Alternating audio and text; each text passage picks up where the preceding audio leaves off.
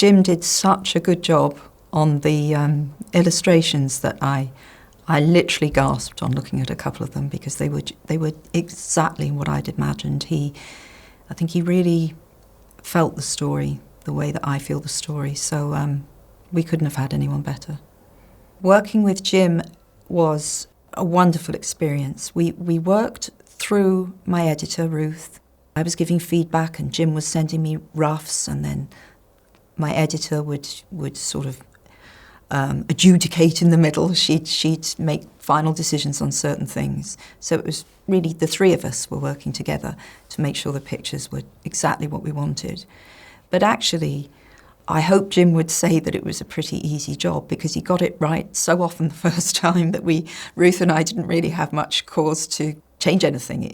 He was just doing a great job from the start.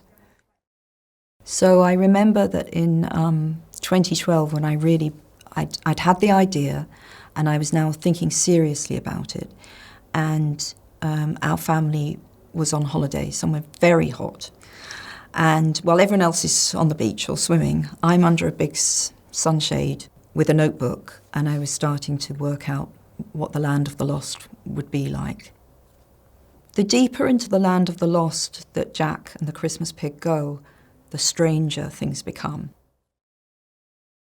This is definitely a book that some children can read to themselves, no question, even quite young children.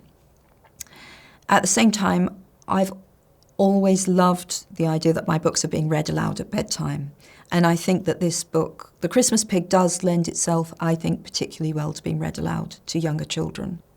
The deeper into the land of the lost that Jack and the Christmas pig go, the stranger things become.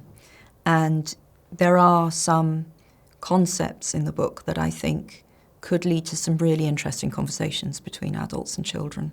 I can't give too much away. It's frustrating because I sort of like to say it, but I do believe that children can cope with a lot more complexity than they're often given credit for. So I would hope that some of the things that Jack and the Christmas pig encounter in the land of the lost, I think would be great jumping off points for conversations between parents and children.